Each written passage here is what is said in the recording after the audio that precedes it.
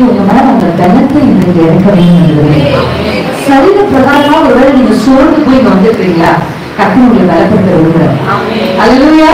இல்ல ஐ am so tired, என் மனதளவு நான் சோர்ந்து போயிட்டேன். சில பேர் சொல்லுவாங்க என் மனசே விட்டு போச்சு. அப்படி யாராவது இங்க வந்திருந்தாலும் கர்த்தர் உங்களுக்கு ஒரு நற்செய்தியை சொல்ல விரும்புறார். உங்களை பலப்படுத்த வேண்டும் என்று கர்த்தர் விரும்புகிறார். அல்லேலூயா. அவ்வளவு பெரிய தீர்க்கதரிசியா இருந்த எலியாவுக்கு ஒரு சோர்வு வந்தது. சூரியன் செடிக்கையில போய் படுத்துட்டார். என்ன சொன்னாரு? என்ன விருப்பம் அவருக்கு? செத்துக்கலாம். இதுக்கப்புறம் இந்த வாழ்க்கை பயம், திகில், ஒரு சோர்வு அவர் வந்து தாக்கும் பொழுது தேவன் அவரை வந்து உற்சாகப்படுத்த தூதர்களை எழுப்பி நீ போக வேண்டிய தூரம் வெகு தூரம் என்று சொல்லி அவர் நினைவு முடியும். இன்னைக்கு கர்த்தர் என்னை எதுக்கு அனுப்பிச்சிருக்கார் தெரியுமா? உங்களுக்கு ஒரு நற்செய்தி சொல்லலாம். உங்களை பலப்படுத்த வேண்டும் என்று கர்த்தர் விரும்புகிறார். நீங்க போக வேண்டிய தூரம் வெகு தூரம். அல்லேலூயா. நீங்க செய்ய வேண்டிய பிரயாணம் வெகு தூரம் இருக்கு. உங்களை கொண்டு இந்த தேவ சித்தம் நிறைவேற வேண்டியது இருக்கு. கர்த்தர் திட்டம் பண்ணின திட்டங்கள் உங்களை குறித்து நிறைவேற வேண்டியது இருக்கு. எத்தனை பேர் ஆமென்னு சொல்லுங்க? அல்லேலூயா. ஆமென். ஒரு சின்ன பொருளை கூட இந்த உலகத்தை உருவாக்கும் போது ஒரு பர்பஸோட தான் உருவாக்குறாங்க இல்ல? ஒரு பிளாஸ்டிக்ல 4 கிரில்கள் கட்டி இந்த ஒரு பொருள் உருவாக்கும் போதே இதை உருவாக்கும் போது இப்படி அடிச்சு பாடுறதுக்கு அப்படின்னா இந்த பொருளை உருவாக்குறாங்க. ஆமாதானே? ஒரு சாதாரண பொருளுக்கு ஒரு பர்பஸ் இருக்குன்னா உங்களுக்கு பர்பஸ் இருக்குமா? அல்லேலூயா. உங்களை உருவாக்கிற சும்மா இந்த உலகத்துல போய் புள்ள குட்டியை பெற்றுட்டு வாழ்ந்துட்டு வரட்டும் அப்படி உருவாக்கிப்பாரு அவங்களை? சொல்லுங்க. அப்ப என்னை குறித்து கர்த்தரோட நோக்கம், என்னை உருவாக்கும் பொழுது உங்க மனதில் என்னப்பா இருந்துச்சு? கேளு. நான் தாயின் கற்பத்தில் உங்களை உருவாக்கிறவர். ஏதோ ஒரு தகப்பனும் ஒரு தாயும் இணைந்ததுனால் ஒரு பிள்ளை பிறக்கல. பிள்ளை இல்லாதவங்க கேட்டு பாருங்க எவ்வளவு தேவையுள்ள விஷயம் தெரியும். ஜஸ்ட் பிகாஸ் ஒரு ஆணும் ஒரு பெண்ணும் சேர்வதுதான் ஒரு குழந்தை உருவாகுது இல்ல. கர்த்தர் ஒரு பிள்ளை உண்டாக வேண்டும் என்று நினைத்தால் மாத்திரமே அந்த அற்புதம் உண்டாகும். அப்படிதான் உங்களை கர்த்தர் இந்த பூமிக்கு உருவாக்கி அனுப்பியிருக்கிறார். உங்கள் மேல கர்த்தர் ஒரு திட்டத்தை வைத்திருக்கிறார். தேவ திட்டம் உங்கள் மேல உண்டு. உங்களை உருவாக்கும் போது சும்மா இந்த பூமியில வாழ்ந்து சாகிறதுக்கு உருவாக்கல. என்னை குறித்து கர்த்தர் ஒரு திட்டத்தை வைத்திருக்கிறார். அல்லேலூயா. ஒருவேளை நீங்க சோர்ந்து போயிருப்பீங்கன்னா அதை நினைவு கூறுங்க. நினைவு கூறுங்க. கர்த்தருக்கு என்னை குறித்து ஒரு திட்டம் உண்டு. அவர் சோர்ந்து போது உங்களுக்கு பலத்தை கொடுக்க வேண்டும். சத்துவம் இல்லை. I don't have any strength. என் பாடியில் சத்துவம் இல்லை. கர்த்தர் சொல்றாரு நீங்க அந்த சத்துவத்தை உங்களுக்கு பெருக கொடுவாரா? இயேசுவின் நாமத்துல கர்த்தர் உங்களுக்கு கொடுக்கிறார். அல்லேலூயா. பொதுவாகவே இந்த ஸ்ட்ரென்த் யாருக்கு கர்த்தர் கொடுப்பார் தெரியுமா? எல்லாருக்கும் கொடுக்க மாட்டாங்க. இந்த உலகத்துல எல்லாருமே சோர்ந்து போய் தான் இருக்காங்க. அவங்க one or other person is tired. ஆனா கர்த்தர் யாருக்கு கொடுப்பார்? யாரு ஸ்ட்ரென்த் பண்ணுவார்? யாரு பலம் கொடுத்தாங்க? ஜெபங்களுக்கு வரணும், தேவ சமூகத்துக்கு வரணும். நீங்க தனிப்பட்ட விதத்தை ஜெபிக்கணும். ஏன் அப்படி சொல்றாங்க? அந்த இடம் தான் கர்த்தர் உங்களை உயர எழுப்புற ஒரு இடம். அல்லேலூயா. ஆமென். ஆங்கிலத்துல பறக்கிறதுக்கு எப்படி இருக்குன்னா கழுகு உயர பறக்குதுன்னா நம்ம சொல்லுவோம். ஆனா ஆங்கிலத்துக்கு அது வித்தியாசமான வார்த்தை உண்டு. பறக்கிறத எப்படி சொல்லுங்க ஆங்கிலத்துல? flying. ஆனா ஈகிள் மட்டும் eagle will not fly. It will it will soar. அப்படின்னா என்ன அர்த்தம் தெரியுமா? சும்மா மற்ற பறவைகள் பறக்கிற மாதிரி இந்த கழுகு பறக்காது. சும்மா எப்படி மற்ற பறவைகள் எப்படி பறக்குன்னா காற்று எந்த திசைக்கு போகுதோ அந்த திசைக்கு ஏற்ற மாதிரி என்ன பண்ணும்? அது பறக்கும். ஆனா இந்த கழுகுக்குள்ள சுபாவம் என்ன தெரியுமா? காற்று எதுதான் வீசினாலும் அதை தாண்டி அதை முட்டி தள்ளி பறக்கும் அந்த கழுகு. That's why flying is different. Other eagle will soar னு சொல்லுவாங்க. SOAR soaring அப்படின்னு சொல்லுவாங்க. இப்போ நான் வேர்ட் சொல்லி கொடுத்துருக்கேன். போய் கூகுள்ல படிச்சு பாருங்க. லேர்ன் அப்படி இங்கிலீஷ் பேப்பர் பிள்ளைங்களை உற்சாகப்படுத்துங்க. ஏன்னா பிள்ளைங்க இன்டர்நேஷனலா ஊழியம் செய்யணும்ல. அல்லேலூயா. ஒரு காலத்துல படித்த வேதங்கள் எல்லாம் சபைகள் வந்து உட்காரம் அப்ப அவங்களுக்கு ப்ரீச் பண்றதுக்காக செய்யணும்ல. அல்லேலூயா. எத்தனை நம்புறீங்க? ஆமா, ராஜாக்கள் நடந்து வரணும், கலெக்டர்ஸ் வந்து உட்கார்ந்து இருக்கணும், படிச்ச வேதங்கள் வந்து உட்கார்ந்து இருக்கணும். அப்ப நம்ம பிள்ளைங்க ப்ரீச் பண்ணணும். தேசியம் இங்கிலீஷ் ஆமா இல்லையா? என்கரேஜ் பண்ணுங்க. அப்படிலாம் படிக்கிறதுக்கு இங்கிலீஷ் ஆங்கில தேகமத்தை வாதமத்தை வாங்கி கொடுத்து படி. ரெண்டுக்கு பக்கத்தை வச்சு படி. ஒரு வருஷம் இதுல படி, ஒரு வருஷம் அந்த படி. பிள்ளைங்க உற்சாகப்படுங்க. எழுது, அதை எழுது. பல இங்கிலீஷ்ல தமிழ் ரெண்டுத்தையும் போடுறாங்க. அந்த மாதிரி அல்லேலூயா. ஆமா. அதனால கர்த்தருக்கு காத்திருக்கிறவர்களுக்கு சூழ்நிலைகள் எதிர்மறையா இருந்தாலும் அவர்கள் உயர பார்ப்பாங்க. அல்லேலூயா. எல்லா சூழ்நிலைகளும் சாதகமா இருந்தாதான் சிஸ்டர் நாங்க ஜெபம் பண்ணுவோம். அப்படின்னா நீங்க கருவியை காக்கா.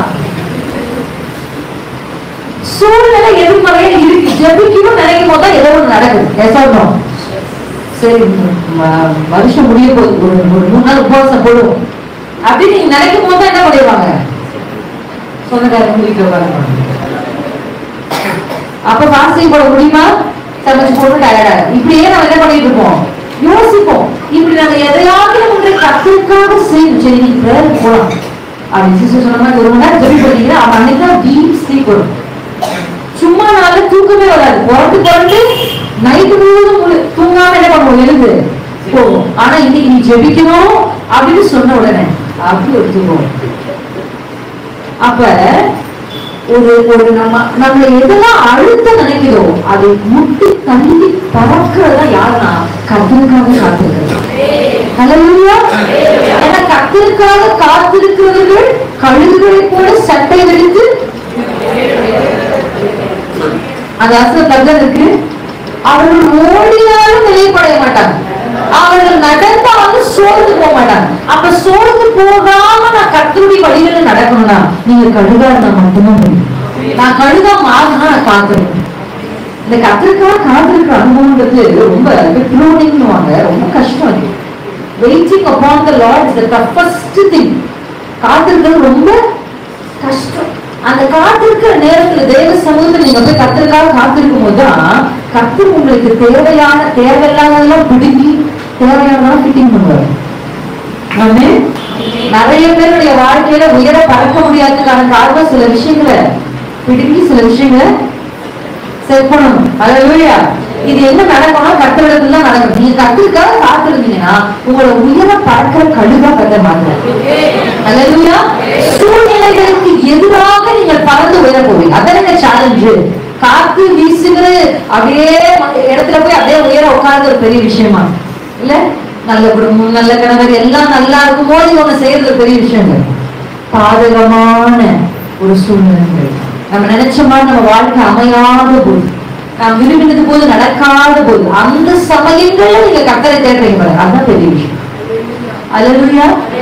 அப்படி ஒரு பாதகமான சூழ்நிலைகள்ல எதிர்மறையான காட்சிகள் வீசும் பொழுது அதை நீங்க முட்டி தள்ளி நடந்தீங்கன்னா கர்த்தருடைய பெரிய கிருபை உங்களை உயரத்துல பறக்க வைக்கும். ஹல்லேலூயா. உங்களுக்கு எதிராளியா செஞ்ச யோசிச்சு பாருங்க. நீ அதிபதி ஆவணி யோசிப்புக்கு சொல்லியாச்சு. சொன்ன உடனே எதிர்த்து ராஜா ரதத்தை பிடிச்சு ஓடி வந்து பாப்பா யோசேப்பையும் கையை பிடிச்சு ரதத்துல உட்கார வச்சு வா நீதான் அடுத்து அப்படின்னு சொல்லி கூட்டு போனாரா?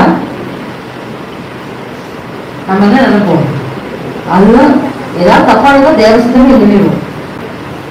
ஆனா என்ன யோசேப்புக்கு என்ன நடக்குது, எல்லாமே எதிர்மறையா. வீட்டுல எதிர்மறையா நடக்குது, வேலை ஸ்தலத்துக்கு போனா அங்க எதிர்மறையா நடக்குது. சரி அப்படிதானே, நமக்கும் அப்படிதானே. வீட்லயும் ஒண்ணும் இல்ல, வேலை ஸ்தலத்திலும் everything is opposite. ஆண்டவர் சொல்றாரு, இந்த மாதிரி சூழ்நிலையிலும் நீங்க கர்த்தருக்காக காத்திருந்தீங்கன்னா கர்த்தர் உங்களை உயர பறக்க செய்வார். ஆமென். அந்த எதிர்மறையான சூழ்நிலைகளுக்கு சத்துரு பயன்படுத்த மனிதர்களே உங்களை அண்ணாங்க பாவம். ஹல்லேலூயா. ஆமென். கர்த்தர் செய்வார். நீங்க நம்புறீங்களா? நீங்க சோர்ந்து போக கூடாது. கர்த்தர் உங்களை இன்றைக்கு உங்க தோளை தட்டி எழுப்ப விரும்புகிறார். ஹல்லேலூயா. விடி தேவாலய டைட்டில் தான் இன்னைக்கு கூட்டத்துக்கு. எழுப்பு எழுப்பு சீயோனுடைய வல்லமையை தரித்துக்கொள். ஏன் இந்த வசனங்கள்லாம் வேதத்துல சொல்லப்பட்டிருக்கு? நீங்க ஆபத்து காலத்துல சோர்ந்து போயிட்டீங்கன்னா உங்க பிள்ளைகளை சத்துரு கணப்பிடிச்சு எடுத்து போயிடும். ஆபத்து காலத்துல நீங்க சோர்ந்து போயிட்டா நம்முடைய கணவர்கள், நம்ம குடும்பம், நம்ம தலைமுறை, நம்ம சந்ததி வேற புத்தகத்துக்கு லாஸ்ட்டுக்கு நான் போட்டேன் வரும்போது சொல்ல நினைக்கிறேன். எசர் அப்படிங்கிறதா பெண்களுக்கு கொடுக்கப்பட்ட துணை என்ற வார்த்தைக்கு அர்த்தம். எபினேசர் இருக்கா? எபினேசர் நம்ம சொல்றோம்ல, அந்த பின்னாடி வருது எசர். ஆண்டவர் பெண்ணை உருவாக்க நினைத்த பொழுது அவர் பெண் கேர்ள், விமன், பியூட்டிஃபுல் அப்படின்லாம் மனசு நினைக்கிறேன். அவர் மனசு என்ன நினைச்சா தெரியுமா? இவள் ஒரு எசர் அப்படின்னு உருவாக்க. எசர்னா என்ன? எசர்னா என்ன? துணை, காப்பாற்றுபவள், ஹெல்ப்பர்னு அர்த்தம். வேத புத்தகத்தை நம்ம நீங்க பார்த்த எல்லா பெண்களும், நல்ல முறையில பார்த்த எல்லா பெண்களும் எசர் தான். ராகாப்புன்னு ஒரு வேசி இருக்கா தெரியுமா உங்களுக்கு? எரிகோ பட்டணத்து மதியில உட்கார்ந்து வீட்டை கட்டி அவளோட வேசி. ஆனா அவன் எசர். எப்படி? எரிகோ மொத்தம் அழிக்கப்பட்ட போதும் இவன் ஒழுத்தி செய்த நக்கினால அவன் முழு குடும்பம் காப்பாற்றப்படும். அவன் எசர். ஹல்லேலூயா. ஆபத்து காலத்துல சோர்ந்து போயிட்டீங்கன்னா நீங்களும் உங்க குடும்பமும் அழிவுல என்ன பண்ணிடுவோம், மாட்டிக்கொள்வோம். அல்லேலூயா. நீங்க யோசிச்சு பாருங்களேன், நோவா பேழைக்குள்ள இருந்தார், நம்ம தானே. நோவாக்கும் ஒரே மலைதான், பேழைக்கு வெளியேற்றுவதும் ஒரே மலைதான், நம்ம தானே எல்லாருக்கும். ஆனா நோவா பேழைக்குள்ள, நோவாவும் நோவாவுடைய குடும்பமும் பேழைக்குள்ள இருந்ததுனால மற்றவர்களுக்கு அழிவை கொண்டு வந்த அதே மழை நோவாவை அராத்தில் கொண்டு போய் இருந்துச்சு. அல்லேலூயா. உங்களுக்கு எத்தனை பேர் புரிஞ்சுச்சு? ஆபத்து காலத்துல படுத்து தூங்கிட்டோம்னா எல்லாரும் பாடி கொண்டு போய்விடும். ஆபத்து காலத்துல நீங்க எதை கட்டிடணும்? பேழை கட்டி அதுக்குள்ள போய் உட்காந்துரும். அல்லேலூயா.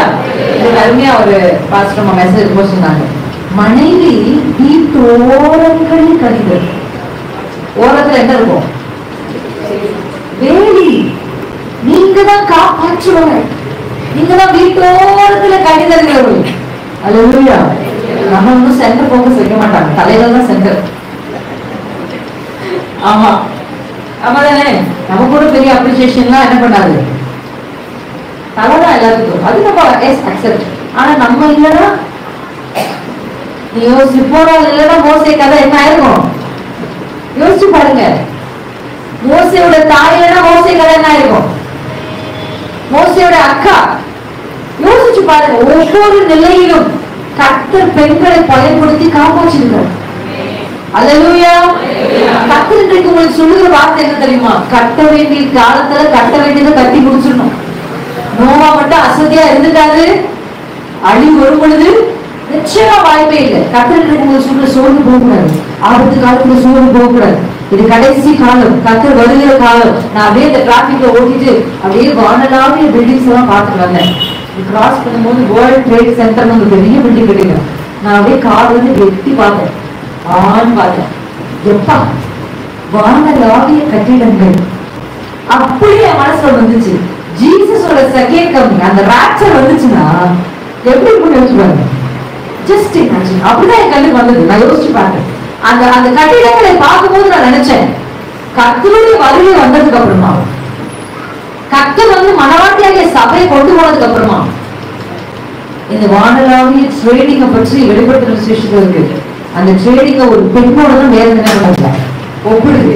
இதெல்லாம் பெருகிற ஒரு காலம். ஆபத்து காலத்துல நிறைய இப்படிப்பட்ட ஒரு கடைசி காலம், ஆபத்து காலத்துல பெண்களே நீங்க மட்டும் சோர்ந்து போகவே கூடாது.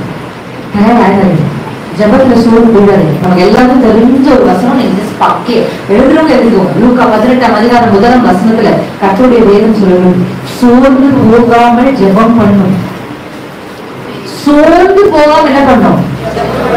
கர்த்தர் சொல்ற ஒரு வார்த்தை. அப்படின்னா என்ன அர்த்தம்னா, ஜபத்துல சோர்வு நிச்சயமா வரும். ஜெபிக்கிறவங்களுக்கு டயர் என்ன பண்ணும்? எவ்ரி டே நான் 3 hours ஜெபிக்கிறேன் சாலிடா அப்படின்னு நம்ம சொல்ல முடியுமா? முடியாது. 1 day 3 hours ஜெபிச்சிடலாம், நெக்ஸ்ட் டே என்ன பண்ண முடியல. குடும்ப சூழ்நிலைகள் என்ன பண்ணுது நம்ம தங்குது. ஆனா கர்த்தர் சொல்றாரு, சோர்ந்து போகாம ஜெபம் பண்ணும்.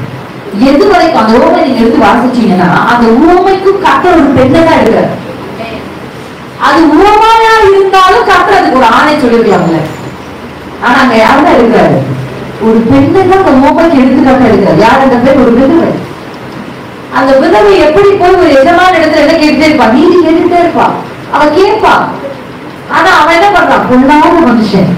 அவன் தேவனுக்கும் பயப்படுறது இல்லை, மனுஷங்களையும் மதிக்கிறது இல்லை. இப்படி ஒரு மனுஷன் இதை தொடர்ந்து போய் அவன் கேட்டுக்கிட்டே இருக்கான்.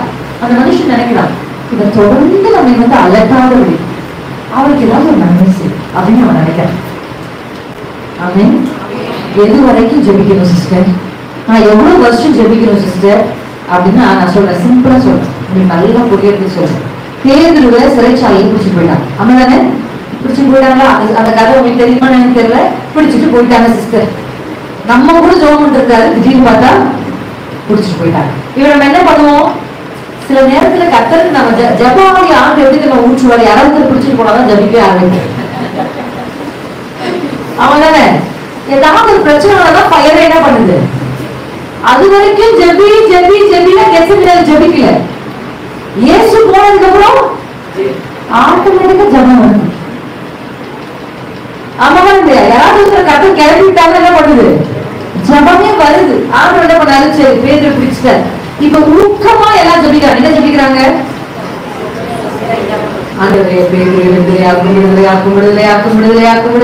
ஜபம் ஜபிச்சுட்டே இருக்காங்க. எது வரைக்கும் ஜபிப்பீங்க அப்படின்னா, ஒரு தேவதூதன் போய் பேதுருவே தூக்கிட்டாரு. என்ன சொல்றீங்க? நீங்க நிறைய ஊழியக்காரங்க தான் என்னது சிஸ்டர் எங்களுக்காக ஜபம் பண்ணி நீங்க எங்க ஜபம் கொடுத்துட்டு நீங்க போய் கொடுக்குறீங்க. இதுல நாங்க வேற மனசாட்சிக்கும் தேவனுக்கும் பயந்து ஐயோ சிஸ்டர் ஜெபிக்கிறாங்களே, ஜெபிக்காம கூட கத்தக்கான கேட்பாங்கன்னு பயத்துல ஆகவே சிஸ்டர் சோதனை ஜெபிச்சுட்டு நீங்க என்ன பண்ணிட்டாரு ஸ்பீக்கர் அவரை ஒரு கட்டு கட்டி எப்பா எழுப்பா ஏன் நான் எழுணும் அங்க எங்க எழுணும் அங்க என்ன பண்றேன் எங்க தூங்குறேன் எழுப்பி விட்டு பேதுருவை கொண்டு வெளியில வச்சுட்டு எது வரைக்கும் ஜெபிச்சாங்க தெரியுமா?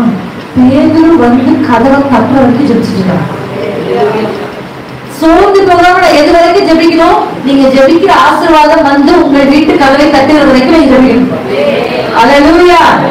கர்த்தர் உங்களுக்கு அந்த ஜெபத்தினுடைய கிருபை ஜெபிக்கிறது வந்து அப்படின்னா நார்மலா எல்லாராலும் ஜெபிக்க முடியாது. Prayer is not easy. It's not easy. அவ்வளவு ஈஸியா என்ன பண்ண முடியாது, ஜெபிக்க முடியாது. ஆனா சோர்ந்து போகாமல் நீங்க ஜெபிக்க ஜெபிக்க ஜெபிக்க உங்க வாழ்க்கையில நீங்க விரும்புகிறது உங்க கதவை வந்து கட்டணும். நம்புறேன். அல்லேலூயா. ஜெபிக்கிற ஒரு ஸ்திரியை எல்லாமே தேடி வரும், உங்களை தேடி வரும். நம்புறீங்களா? நீங்க அலைஞ்சு பிடிச்சு அப்பெல்லாம் வந்தா கூட பேதுருவே கர்த்தருடைய வார்த்தையின்படி வளர்த்தாதான் மீறி முழுவதும் பிரயாசப்படும். இல்ல என் கர்த்தர் சூழ்ந்து போகாதீங்க, கர்த்தர் ஒரு வழியை வச்சிருக்கிறேன். அல்லேலூயா.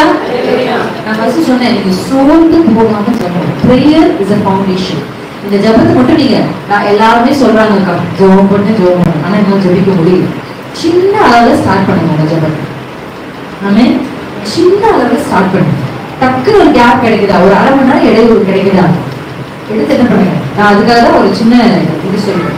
என்னுடைய தலைக்கு இந்த ஸ்கார்ஃப் இருக்குல்ல, இந்த மாதிரி ஒரு ஸ்கார்ஃப் வச்சிருக்கேன். அந்த சாடல்ல ஒரு ஸ்கார்ஃப் இருக்கு. அந்த ஸ்கார்ஃப் வந்து என்னுடைய பெட் பக்கத்துலேயே என்ன பண்ணி வச்சிருக்கேன், போட்டு வச்சிருக்கேன். Just for reminder. எதையாவது ஒரு பொருள் ரிமைண்டரா என்ன பண்ணுவேன், போட்டு வைப்பேன்.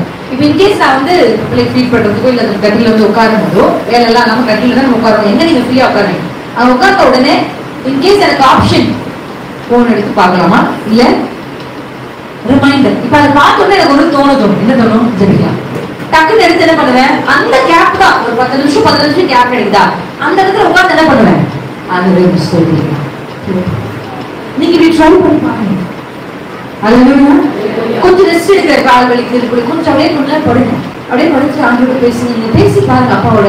அப்பா எனக்கு ஜெபிக்க ஆசை, ஆனா என் சரி ஒத்துழைக்க மாட்டேங்குது, இவ்வளவு வேலை செஞ்சு எனக்கு டயர்டா இருக்கு, கொஞ்சம் எனக்கு பலம் தாங்க, நான் ஜெபிக்கிறேன். கேள்வி பாருங்க, திடீர்னு உங்க சரத்துல ஒரு பெரிய பலன் உங்க இடைக்கட்டி உங்க முழங்கால ஜெபிக்கிறேன். சும்மா ஆரம்பிக்கிற ஜெபம் கர்த்தருடைய வெளிப்பாடுகளை கொண்டு வந்து சேர்க்கும். அல்லேலூயா. கர்த்தர் இன்றைக்கு உங்களுக்கு சொல்லுவது, உங்களை சோர்ந்து போக விடாம ஆபத்து காலத்துல தயாராக உட்கார்ந்ததே கூடாது. நீங்க உட்கார்ந்துட்டீங்க, ஆபத்து காலத்துல சத்துருடைய அப்படியே அளவோட வந்து அடிச்சுட்டு போட்டு பிசாசு ரெடியா இருக்கும். சிங்கம் போல விழுங்கி போட ரெடியா இருக்கும். கர்த்தர் உங்களை இன்றைக்கு உத்தரவாதிகளும் நம்புறாரு. எத்தனை பேர் நம்புறீங்க? எனக்கு கர்த்தர் நம்பி இருக்கிறார். என் கணவர் எப்பவுமே சொல்லுவார், கர்த்தர் எல்லாரும் நேசிக்கிறார், ஆனா எல்லாரும் நம்புறது உண்மையா இல்லையா? எல்லாரும் நேசிக்கிறார்.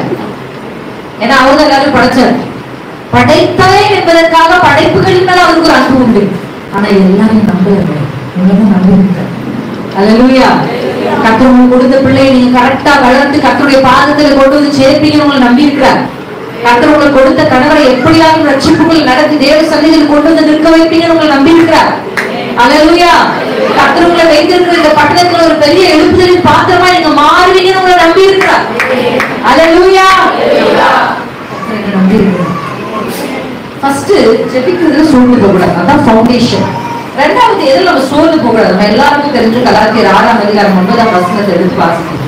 நான் ஒரு 4 விஷயம் சொல்ல போறேன், ஆனா அதுல முக்கியமான விஷயங்களை ஃபாஸ்டா உங்களுக்கு ஆல்ரெடி தெரிஞ்சது சீக்கிரமா 6 வாசிப்போமா? வேணும் 1 நன்மை செய்கிறதில் சோர்ந்து போகாமல் இருப்போமாக, நாம் தளர்ந்து போகாமல் இருந்தால் ஏற்ற காலத்தில் இருப்போம். அல்லேலூயா. நம்ம எல்லாருக்கும் பெண்களுக்கு வருகிற ஒரு பெரிய சோர்வு என்ன தெரியுமா? நன்மை செய்து வருகிற சோர்வு. ஆமாவா இல்லைங்களா? நான் நல்லதுதான் செஞ்சேன், நான் உங்களை நேசிச்சேன், நான் உங்களுக்கு உதவி செய்தேன், என்னால இயன்ற மட்டும் நான் என்ன பண்ணேன், நன்மை செய்வேன். ஆனா அந்த நன்மைக்கு பாத்திரவாங்க அவங்க நடந்துக்கல. அந்த நன்மையை பெற்றவங்க நன்றி உள்ளவர்கள் நடந்துக்கல. அந்த நன்மையை பெற்றுவிட்டு என்னிடத்துல என்ன பண்ணிட்டாங்க, எனக்கு எதிராக செஞ்சுட்டாங்க. ஒருவேளை அப்படி யாராவது கட்டுறவங்க சொல்றாரு, ஆமா இதுக்கப்புறம் நான் யாருக்கும் எதையும் செய்ய போகுது, இப்படி அவங்க உங்களை கல்லாக்கிறாரு. உங்க மனசை கல்லாக்குறாதீங்க. நன்மை செய்யறது சோர்ந்து போகாதீங்க, எதிர்பார்க்காம நன்மை செய்ய. அந்த வருஷத்தை முடிவு லாஸ்ட் லைன் எப்படி இருக்கு, நாம் தளர்ந்து போகாது இருந்தால், நாம் தளர்ந்து போகாது இருந்தால் ஏற்ற காலத்தில் அறுப்போம். அல்லேலூயா. எங்களை பார்த்து சில பேர் கேட்பாங்க, இப்படியே அடுத்தவங்க ஊழியத்துக்கே போயிட்டு இருந்தீங்கன்னா எப்படி நீங்க ஏதாவது பண்றது அப்படி கேட்பாங்க. நீங்க எப்ப ஏதாவது பண்ணுவீங்க, உங்களுக்கு என்ன அப்படி கேட்பாங்க. நான் எப்பவுமே சொல்லுவேன், எனக்குள்ள சில நேரத்துல ஒரு ஆமா இல்ல அப்படின்னு யோசிச்சா கூட எனக்கு ஒரு நல்ல கணவர், நல்ல ஊழியக்காரர். ஆமென். நமக்கு என்ன, எல்லாமே கர்த்தருடைய ராஜ்யத்தான் தெரியும். எவ்ரிதிங் எல்லாரும் என்ன பண்ணிட்டு இருக்கோம், கர்த்தருடைய ராஜ்யத்தை பண்ணிட்டு இருக்கோம். நன்மை செய்வதோடு சோர்ந்து போகவே கூடாது. எனக்கு என்ன கிடைக்கும், எனக்கு என்ன லாபம் வரும், இதுக்கு எனக்கு என்ன பெனிஃபிட் கிடைக்கும், இதெல்லாம் கர்த்தர் நன்மை செய்ய சொல்லியிருக்கார். கர்த்தர் சத்துருவ சிநேகின்னு சொல்லிட்டார். அந்த சத்துரு மறுபடியும் சில நேரத்தில் இருக்கும்ல அந்த வசனம் இருக்கு, பன்றிகை 3 முட்டை போடாத, போட்டா என்ன பண்ணும், அப்படி நடந்தா கூட நம்ம என்ன செய்யணும், நன்மை செய்து கொண்டே நீங்க முடிவெடுங்க. அவங்க அந்த நன்மைக்கு பாத்திரவாங்களா இல்லாம போனா கூட நீங்க நன்மை செய்யணும். அல்லேலூயா. எனக்கு சொல்லியிருப்பார், உங்கள் நற்கிரியைகளை பார்க்கிற மனிதர்கள் உங்கள் பரமபிதாவை வாங்கப்படுங்க. அல்லேலூயா. இன்னைக்கு நிறைய சகோதரிகள் நல்லா ஜெபிப்பாங்க, ஆனா ஜபத்துக்கும் கிரியைக்கும் சம்பந்தமே இருக்கும். உள்ள ஜபம் வெளியில வந்தா ஃபைட் தாறுமாறா பண்ணுவாங்க. அவங்க ஜெபிக்கிறதுக்கும் அந்த ஜபத்தினுடைய நேசமே இருக்காது. நிறைய நான் சொல்லுவேன், நிறைய பேர் எப்படி ஆயிட்டாங்கன்னா ரொம்ப ஜெபிச்சு அடுத்தாக நேசிக்கிறதே இல்லை. கேட்டா ஸ்பிரிட்ஸ் ஒத்து போகாது. என்னது, உங்களை ஆண்டவர் உதவாத சொல்லல, நேசிக்கணும் சொல்றேன். அல்லேலூயா. ஆண்டவருக்கே தெரியும் ஒரு சில பேரு அவர்கள் எண்ணங்களை அவர் அறிந்தபடினாலே அவர்களை நம்பி அவர் இணங்க உள்ளேன்னு பைபிள் இருக்கு. இயேசுக்கு மனுஷனுடைய எண்ணங்கள் தெரியும். கர்த்தர்கிட்ட நீங்க டிசைனிங் ஸ்பிரிட்டை கேட்டு யாரையும் வெறுக்காம நேசிங்க. எல்லாரோடையும் என்ன பண்ணக்கூடாது, ரிலேஷன்ஷிப் ரொம்ப பில்ட் பண்ண சொல்லல. சில ரிலேஷன்ஷிப்பும் சில உறவுகளும் நம்முடைய குடும்பங்களுக்கு ஆபத்துகளை கொண்டு வரும். ஆனா சகஜமா உங்களால என்ன நல்லது செய்ய முடியுமோ அவங்களுக்கு நீங்க நன்மை செய்யணும். ஏன் சொல்லுங்க, வசனம் சொல்லுது, நீங்க தளர்ந்து போகாம நன்மை செய்வீங்கன்னு சொன்னா அதற்குரிய பலனை நீங்க நிச்சயமா அனுபவிப்பீங்க. அல்லேலூயா. இன்னைக்கு நிறைய பேருடைய வயல் வறண்டு போயிருக்கிறதுக்கான காரணம் விதைக்கவே இல்லை, நற்கிரியை நல்லது ஒண்ணு பண்றதே இல்லை. உங்ககிட்ட இருக்கிற கொஞ்சத்துல இருந்து நீங்க ஒரு கொஞ்சத்தை எடுத்து மத்தவங்களுக்கு கொடுங்க. கொஞ்சத்துல உங்களால இயன்றத ஒருத்தருக்கு உதவி செய்யுங்க, ஒருத்தர் நேசிங்க. அக்கா உங்ககிட்ட 10 புடவை இருக்கு, ஒண்ணு எடுத்து மனசார கொடுக்க. அல்லேலூயா. கொடுங்க. அத்தனை பாத்திரத்தையும் கட்டியும் நான் பரண்ல போட்டு வைப்பேனே தவிர அடுத்த ஆளுக்கு ஒரு கிண்ணிய கூட தரமாட்டேன். பரன் நிரம்பி போயிருக்கு. நீங்க நினைச்சிருக்கீங்க உங்க பிள்ளைங்க வந்து நிரம்பி இருக்கிற பரன்ல இருக்கிற பொருள் எடுத்து யூஸ் பண்ணுவாங்க. அவங்க எல்லாம் நான் ஸ்டிக் அது இது எங்கேயோ போயிட்டாங்க. அடுத்தெல்லாம் உங்க பிள்ளைங்க எல்லாம் சமைக்கவே மாட்டாங்க. இப்பவே ஜொமாட்டோ நம்மளே சமைக்கிறோம். நீங்க பரன்ல போட்டு இந்த பெரிய பாத்திரத்தை வச்சு உங்க பிள்ளைங்க என்ன செய்வாங்க, பண்ணுவீங்களா ஏதாவது? நம்மளே இப்ப சொந்தக்கார வீட்டுல ஏற்கிறது, அந்த பிள்ளை ஏற்றுமா, அது எங்க காலேஜுக்கு போதோ எந்த ஊருக்கு போகுது. ஆமா தானே? நம்மளே 4 பேர் வந்துட்டு அது பரவாயில்ல 4 பேர் அப்படின்னு. எதுக்கு நமக்கு இவ்வளோ? யோசிச்சு பாருங்க, திரும்பி பாருங்க. எதுக்கு வீட்டுல போய் கொஞ்சம் ஸ்டோர் ஏதாவது இருந்தா 2 கையை இடுப்புல வச்சு பாருக்கா, இதெல்லாம் எதுக்கு? இப்ப டிசம்பர் வேற வருது, சுவிசேஷம் அறிவிக்கிறதுக்கு சரியான டைம் தான். எடுத்து அள்ளி கொடு.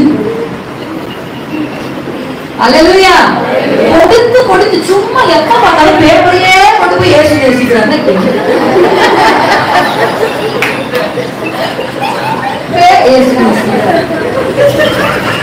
நல்ல டப்பா எடுத்து போய் கொடுத்து இயேசு நேசிக்கிறாருங்க அவங்கன்னு சொல்லி நாளைக்கு அந்த டப்பாவை சமைக்கும் போது இயேசு நேசிச்சாரு ஞாபகம் வருது.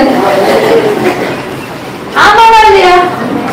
கிறிஸ்தவர்களே, பேப்பரோட சுவிசேஷம் கொடுத்துச்சு. அன்னைக்கு மிஷனரி மாதிரி வந்து வெறும் பேப்பர் கொடுத்திருந்தா இன்னைக்கு சென்னை பட்டணத்துல இத்தனை சபை வந்திருக்கும் நீங்க நினைக்கிறீங்களா?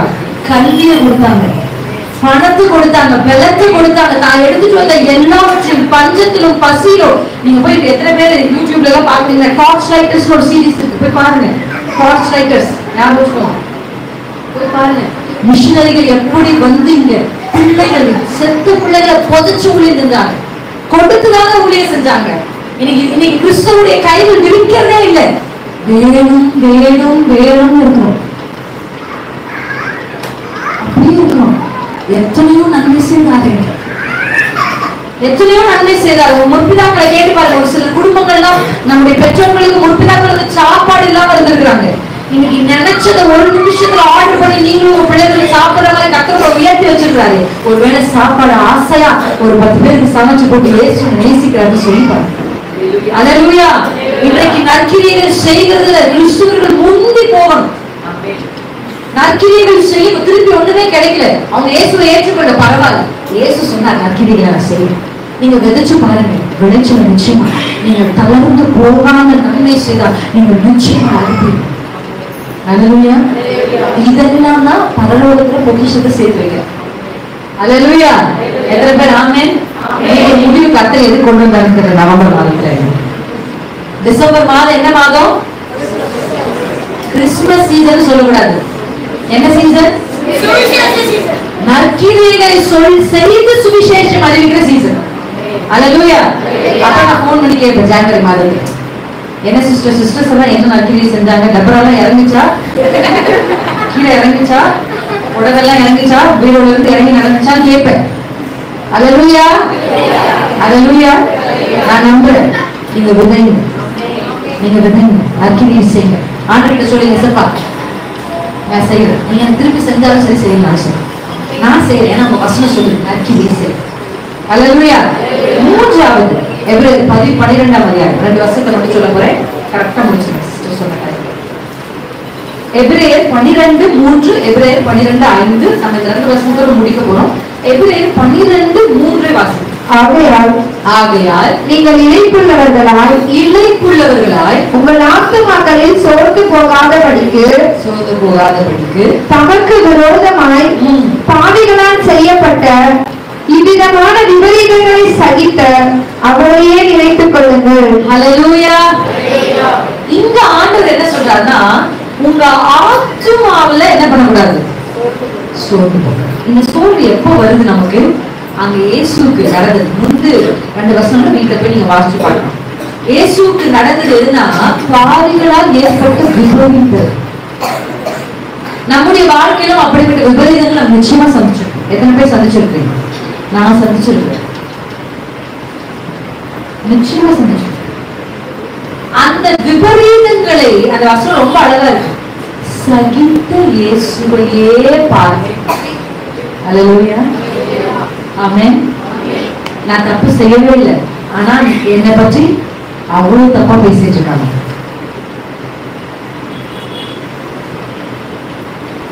விபரீதம். நீங்க செய்த நன்மைக்கு உங்களுக்கு தீமை செய்யறாங்க, உங்களுக்கு பாதகமா நடக்குது. என் வாழ்க்கையில எல்லாமே பாதகமா நடந்துச்சு. கரெக்டா சொல்றாரு. அந்த வசனம் ரொம்ப அழகா இருக்கு. சகித்த அவரையே.